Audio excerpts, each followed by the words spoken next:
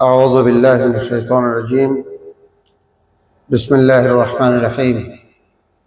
اللهم صل على سيدنا محمد وعلى آل سيدنا محمد وبارك وسلم صلاة وسلاما عليك سيدي يا رسول الله وعلى آلك وأصحابك سيدي يا حبيب الله.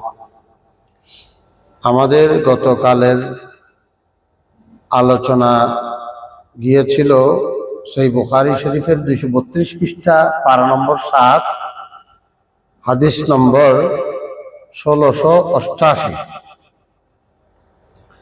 বাব 133 নাকি 23 বাব 123 সেই বাবের কথার মধ্যে আমরা শেষ করেছি। আজকে আলোচনা হবে 1688 নম্বর হাদিস। বাবের শিরোনাম হচ্ছে কোরবানির পশু। কিতাবুল হজ পড়তেছি আমরা। কোরবানির পশুর মাংস খাওয়া জায়েজ না জায়েজের প্রশ্নে কি কি খাওয়া যাবে কি কি খাওয়া যাবে না কালকে আলোচনা হয়েছে। যে একজন মুহরম শিকারের গোশত খাবে না, মান্নতের গোশতও খাবে না। শিকার করা মানে যে হাজির জন্য কোনো কেউ যদি শিকার করে এটা খাইতে পারবে না। হাজি নিজে শিকার করতে পারবে না এবং তার জন্য কেউ শিকার করলে সেটাও করতে পারবে না। এরপরে আর মান্নতের এবং কফারা গুলো খেতে পারবে না। কফারা মানে কোনো জেনায়াত, কোনো অপরাধ সংঘটিত হয়ে গেলে তাহলে এটা খেতে পারবে না। তাহলে আমরা আজকে হাদিস শরীফ যেটা পড়বো সেটা আমরা দুই একটু আগে পড়ে ফেলি। বিসমিল্লাহির রহমানির রহিম। قال الإمام أبو عبد الله آية من آيات الله معجزة من معجزات رسول الله حجة الله تمشي على الأرض إمام الدنيا في الحديث أمير المؤمنين في الحديث سيدنا محمد بن إسماعيل بن إبراهيم بن مغيرة بن برديزبة اليماني الجوفي البخاري رضي الله تعالى عنه بسنده المتصل حدثنا مسدد ابن مسرهد। কালকে ওই সনদ সম্পর্কে বলছিলাম। حدثنا مسدد ابن مسرهد ابن مسربل ابن مغربل ابن مرابل ابن أرندل ابن سرندل ابن غرندل ابن ماسك ابن مستورد الأسدي البصري। বলছিলাম তাহার জন্ম 150-তে, ইন্তেকাল 228-এ। বছরের মানুষ তিনি। 228 হিজরির রমজান মাসে তিনি ইন্তেকাল করেছেন এবং 150-তে জন্মগ্রহণ করেছেন এবং ইমাম বুখারীর ওস্তাদদের মধ্যে অত্যন্ত সাহেবে কাশ এবং বুজুর্গ সাহেবে কারামতওয়ালা, সনদে আলীওয়ালা, সনদে আলী, সিনিয়র সনদ। উনিও বয়সও পেয়েছেন। আবার ওনার ওস্তাদ যেটা এখানে দেখতে পাচ্ছ তোমরা, হাদাসানা ইয়াহিয়া। মুসাদ্দাদের উপরে যখন ইয়াহিয়া দেখবে তখন এটা বলতে মনে রাখবে এটা ইয়াহিয়া ইবনে সাঈদ আল কাত্তান। ইয়াহিয়া ইবনে সাঈদ حدثنا مسدد بن مسرهد قال حدثنا يحيى بن سعيد القطان عن ابن جريج قال حدثنا عطاء قال سمع جابر بن عبد الله رضي الله تعالى عنه يقول قال كنا لا نأكل من لحوم بدننا فوق ثلاث منا فرخص لنا النبي صلى الله عليه وسلم فقال كلوا وتزودوا فأكلنا وتزودنا قال قلت لعطاء قال حتى جئنا مدينة قال لا। ঠিক আছে, এখানে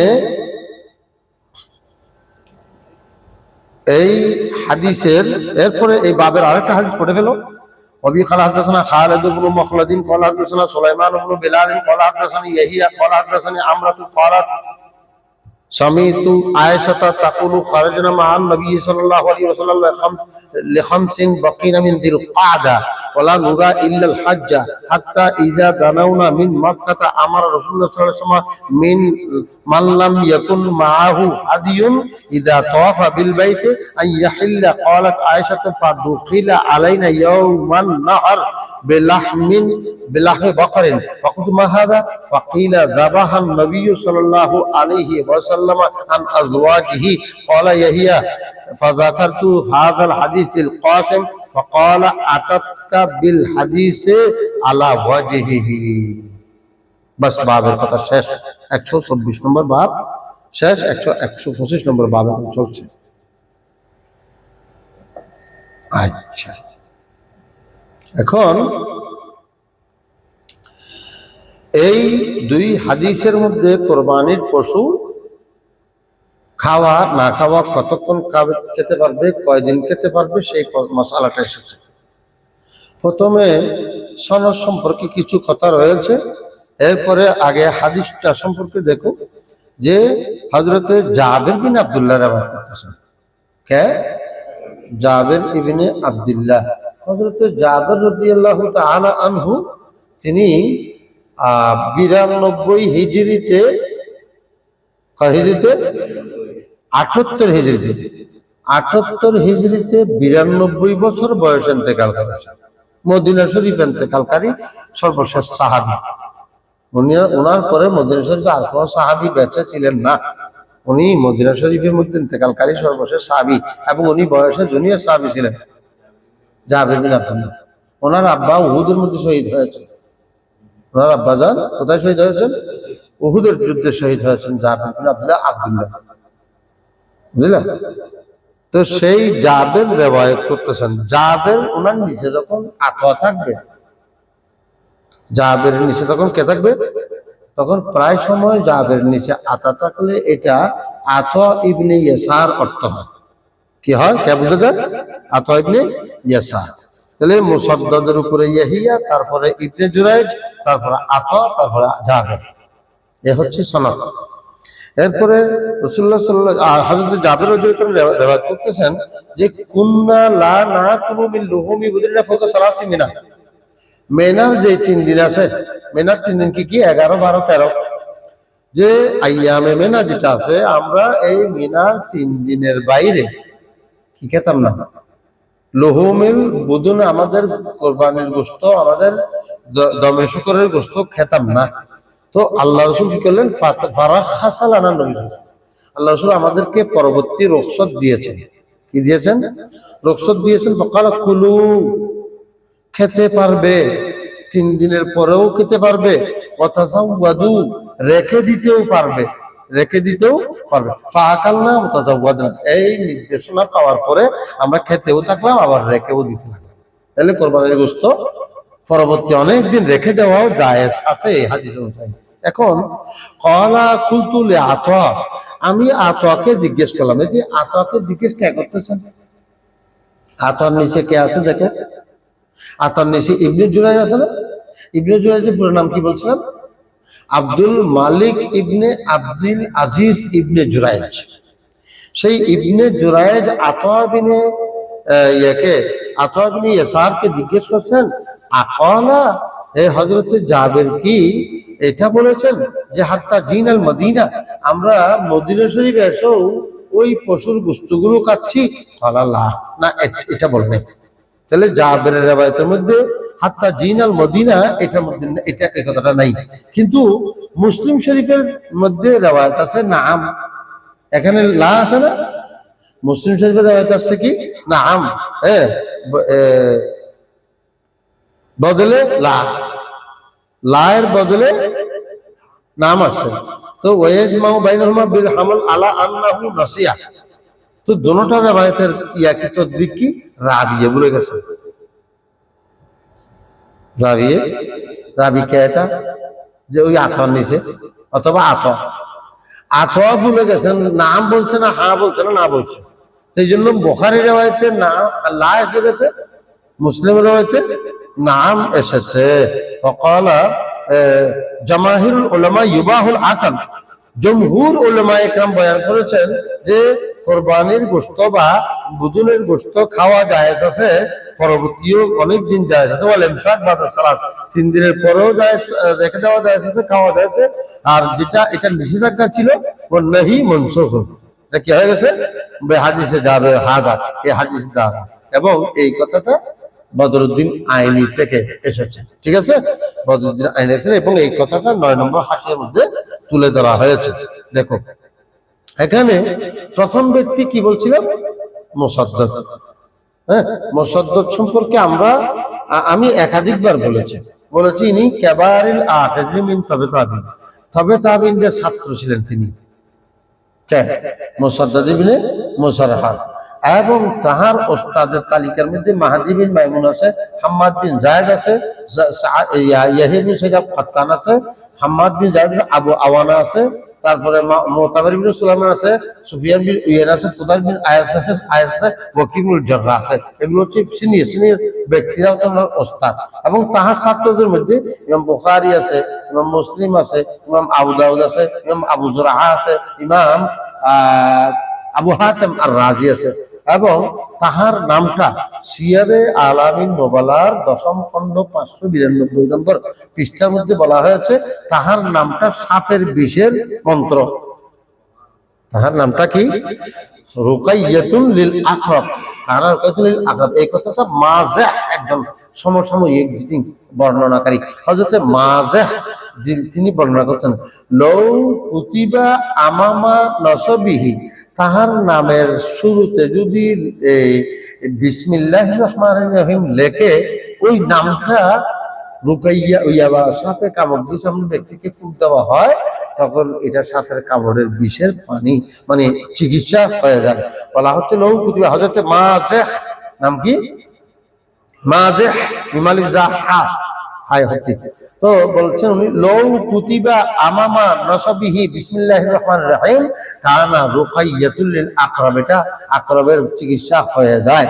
তাহার নামের ব্যাপারে সিয়ারু আলামিন নুবালার মধ্যে 10ম খণ্ড 594 পৃষ্ঠার মধ্যে আরো লেখা আছে যে তাহার পুরো নাম হচ্ছে মুসাদ্দাদ ইবনে মুসারহাদ ইবনে মুসারবাল ইবনে মুগারবাল ইবনে মুরাবাল ইবনে আরান্দাল ইবনে সারান্দাল ইবনে গারান্দাল ইবনে মাসিক ইবনে মুস্তাওরিদ আল আসাদি আল বসরি।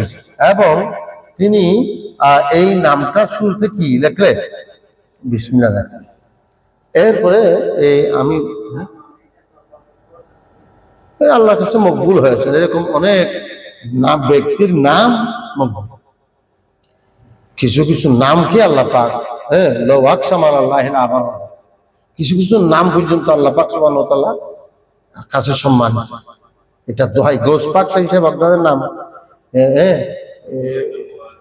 আব্দুল মুবারকের নাম, গৌস পাকের নাম দিয়ে ইরাই আব্দুল কাদের জিলানী শাইয়াল্লিল্লাহ, এই আল্লাহর ওয়াস্তে গৌস পাকের নাম ধরে এরকম দোয়া করার একটা বিধান আছে না, এটাকে বাতিলরা অবশ্য শিরক বলে, কিন্তু এখানে শিরকের কিছু নাই। এটার উপর আলাদা কিতাব লেখা হয়েছে যে কোনো ব্যক্তির ওয়াস্তা দিয়ে, দোহাই দিয়ে, উসিলা দিয়ে আল্লাহর কাছে সাহায্য চাওয়া।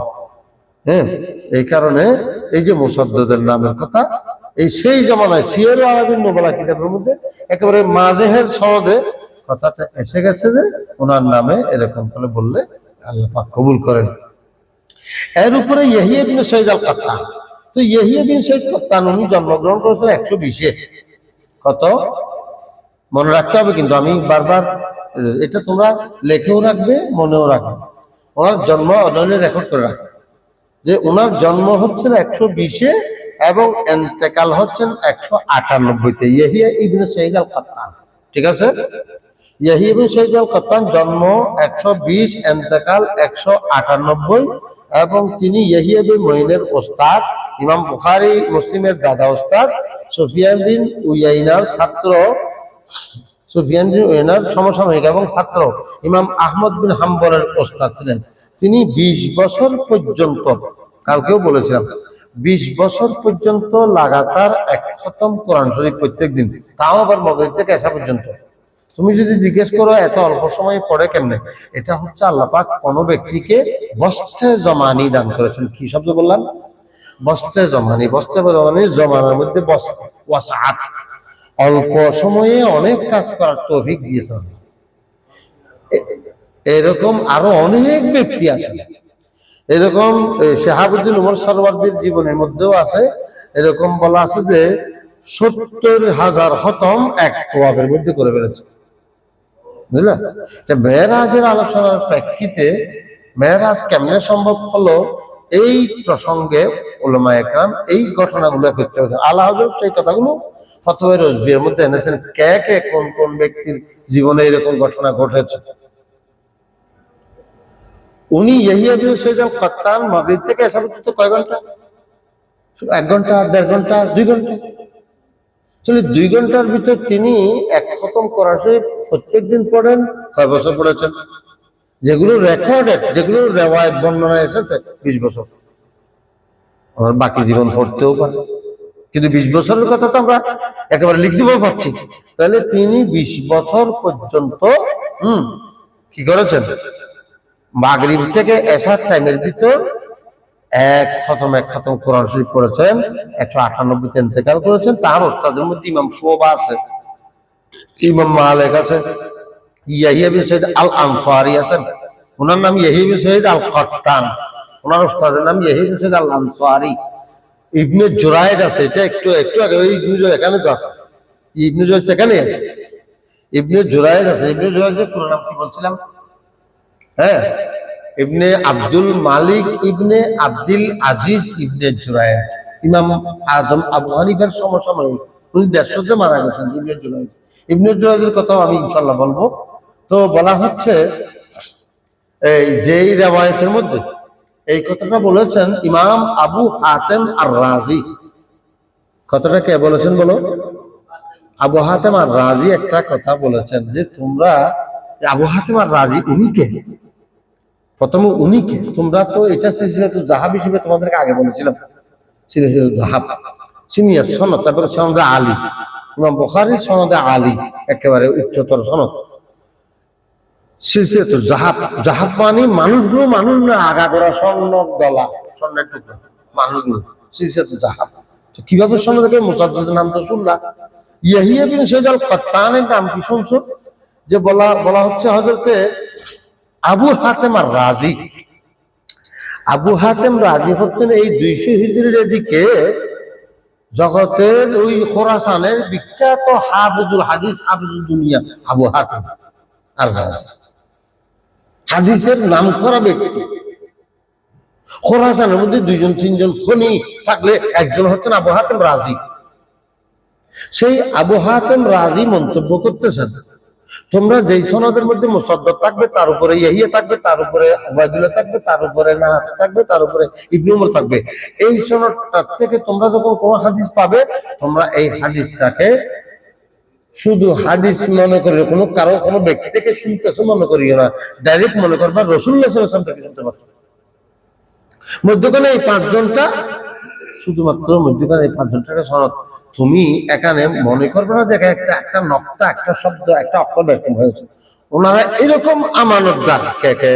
মুসাদ্দাদ, ইয়াহিয়া, উবাইদুল্লাহ, নাফে, ইবনে উমর, এই সনদ সিলসিলাতুল যাহাব। এই মন্তব্য করতে, এটাকে সিলসিলাতুল যাহাব মন্তব্য করতেছেন কে? আবু হাতেম আর রাজি। এবং এই কথাটা সিয়ারুল আলামুন নুবালার মধ্যে এসেছে। এবং আরো ইমাম আহমদ ইবনে হাম্বল বলেছেন, মা রাআত আইনায়া মিসলাহু, আমার এই 2 চোখে ইয়াহিয়া ইবনে সঈদের মতো মানুষ দেখিনি।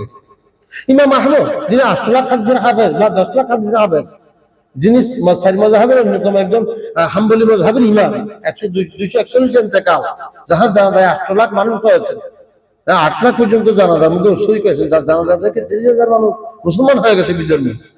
30,000 বিধর্মী কি হয়ে গেছেন? মুসলমান হয়েছেন যার জানাজা থেকে। সেই ইমামে আহমদ ইবনে হাম্বল মন্তব্য করতেছেন, মা রাআত আইনায়া মিসলাহু, আমার এই 2 চোখে হযরতে ইয়াহিয়া বিন সঈদ আল কাত্তানের মতো মানুষ আমার চোখে দেখে নাই। হযরতে আলী ইবনে আব্দুল্লাহ আল মদিনী, ইমাম বুখারীর শফিক ওস্তাদের 3 জনের মধ্যে একজন। ইমাম বুখারীর শফিক ওস্তাদ ইমাম বুখারী লেখে যে 3 জনকে দিয়েছেন নজরে সানি দেওয়ার জন্য। কি দেওয়ার জন্য? নজর সানি বুঝো মানে রিভিউ করার জন্য। যে তিনজনকে দিয়েছেন সেই তিনজনের মধ্যে একজন আহমদ, ইমাম আহমদ, আরেকজন আলী ইবনে মদিনী, আরেকজন